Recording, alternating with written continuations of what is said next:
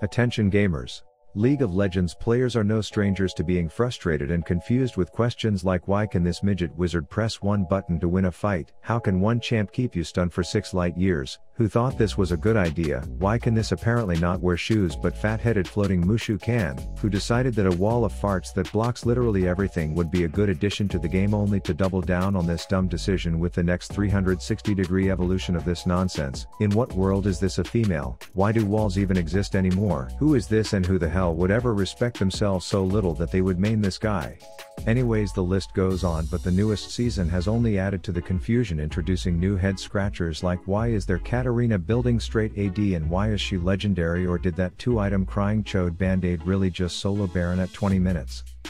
And while some mythical beings must be out there both winning and enjoying their games, I've been over here rocking like a 17% win rate trying to stay true to playing ADC's bot lane, aka basically thumb wrestling myself inside of my own asshole, wondering why every single champ in the game is randomly deserving of the ability to one-shot me by the end of every game. So I started looking around to find the latest hot steamy trendy free win strat, and it didn't take long to find out that AP Twitch apparently provoked more G Fuel sponsored weed boners in the last week than anything else, as every time I asked someone for a good pick in S11 they sounded like Jimmy from South Park when talking about this magic rat. Have you seen this? Have you heard about this? And I finally tried it for myself, but rather than showing how a full game went, here is what you would see if you looked me up in pre-game lobby before my 7th and last attempt to get this to work.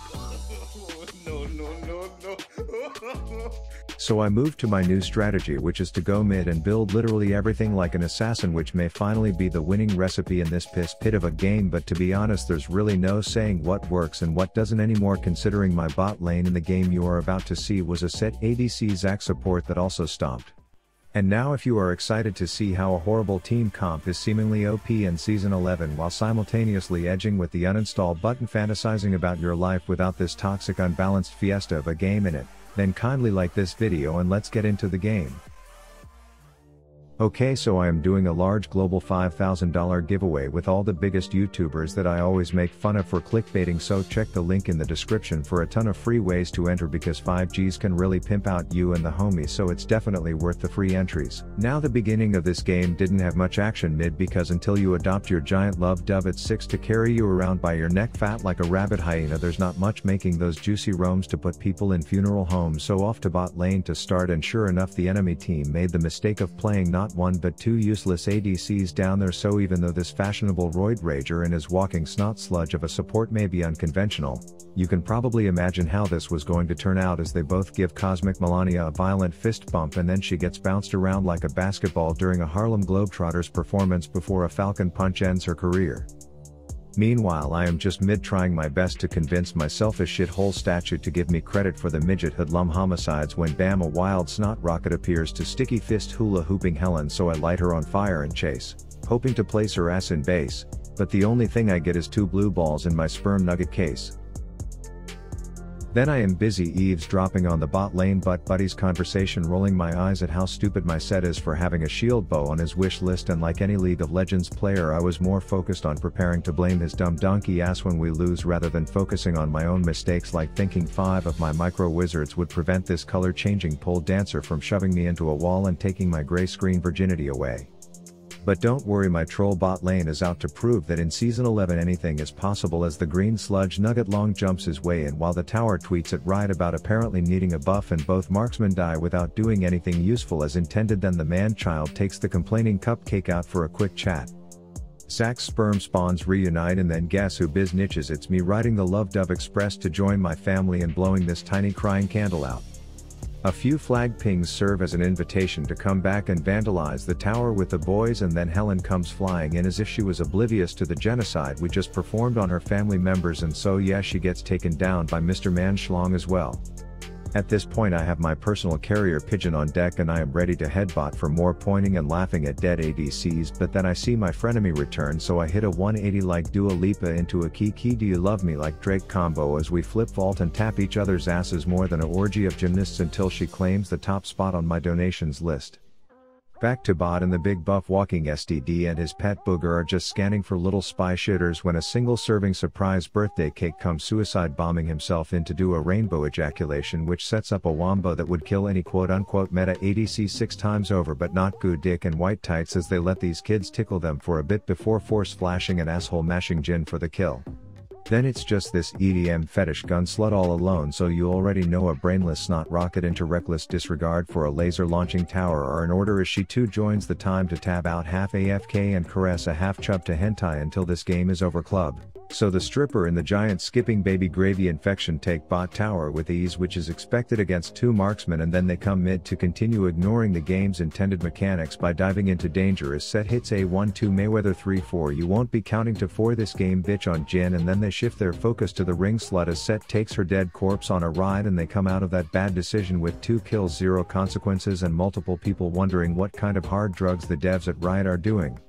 Turns out there's some unsettled business over who gets custody of the famous TLC 900-pound crab on weekends, so I come flying in to settle the dispute by first reminding Jin that hanging out with kids 2 levels older than him is not a good look, and then as my team immediately goes back to taking the objective they were just fighting over, I remain consistent with the behavior I've become famous for, aka greedily and blindly chasing a kill worth like 7 gold just to feel like I am doing something useful. And of course right when I catch up to that glow in the dark ATM, a group of her short ugly friends cock blocks me out of jealousy that they could never get nailed the way she was about to. So I back up and continue my overextended efforts, opting to murder every last little prick that deprived me of hearing Rift Alexa tell my coworkers that my dick has grown. But then I see King spin shit, and I just know that anyone playing that broken dog diarrhea of a champion will just drool of spreading my ass cheeks and dunking his dumb head right up my anus. But I am the masturbator, and sure enough he activates Ghost to expedite his extended vacation at Fountain as a 6 arms dragon and a flaming centaur pop out to say, surprise bitch, you a dead dunk master now. Pan back to reasons 1 and 2 why Riot need to think long and hard about what they have turned this piss fest of a game into, as Helen and her dumb hula hoop come into quote-unquote contest the Super Smash Bros. Only to be kidnapped far away from her naive view of the world, then fist fucked and bounced on till she dies. Meanwhile, as you probably know, my primary objective in life is to hide my lack of proficiency in this game by projecting my own feelings through plays like this, where I am solely concerned with proving how dogshit horrible ADCs are, even if it means being rooted clearly out of tower range yet still taking one last one straight up the overextended unintelligent ass to make that play entirely not worth it all. But the other team still has to deal with this hair gelled up monstrosity, showing that you can build just about anything on certain champs and still swing a massive pork sword around like you have been crowned king of the rift, as he turns glow in the dark Camilla Harris into an unsatisfactory snack while Jin unloads an entire combo onto him to do a sizable 10% of his health. Their team orders a hobbling cupcake to remember and celebrate the 10th death of their useless support as Sett cracks his knuckles, contemplating the best way to continue overextending without worrying about if it's a smart decision or not. Then he continues sucker punching members of the Red Robe Academy one at a time until they get frustrated enough to start an all-out brawl. Unfortunately, Sett was designed by lead dev dumbass Douglas at Riot, so he survives the impossible, then aerial bangs Darius right up his pink axe before getting rainbow lick-latched by the depressed dessert. He finally falls, but guess who? It's me and my love dove, who shall from here on out be called Rebecca, as I come in to pop a few hearts on these shitters. The pussy pursuit continues for a few seconds until they turn around and almost surprise ass blast me, but a backflip double dart into Barney Bash is enough to make sure they don't get away with any of that last minute cheddar cheesy bullshit. I catch their team trying to rid the walking jizz virus out of their jungle, so I give Rebecca a cocaine enema and ask her to deliver me to the nearest dead bitch, and she takes me straight to Kiana as I kill her so fast my cameraman couldn't even keep up. Meanwhile, bot lane, you are about to see their team's jungler trying his absolute hardest to get his picture put in the dictionary next to scum of the earth, inting worthless rusty can of assholes, who is the sole embodiment for the behavior that is ruining League of Legends. I would say he did a good job, but there were other people auditioning for the same thing, like this Kiana, whose ineptitude I don't think was quite as intentional, but the feverish feeding definitely makes her a strong contender.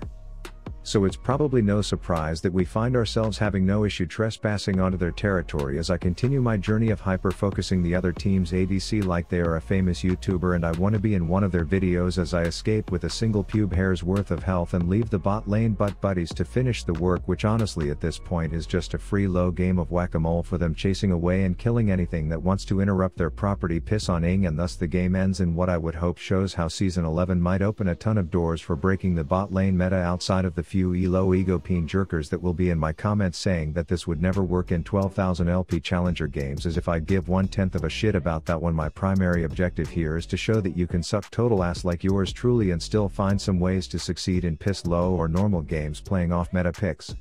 Huge shout out to all my new members on YouTube and to my sugar daddying Patreons.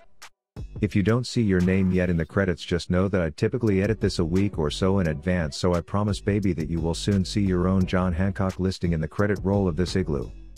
Pet your dog, jerk your ween, play whoever the hell is fun to play regardless of meta, and brush your teeth tonight. Rav out.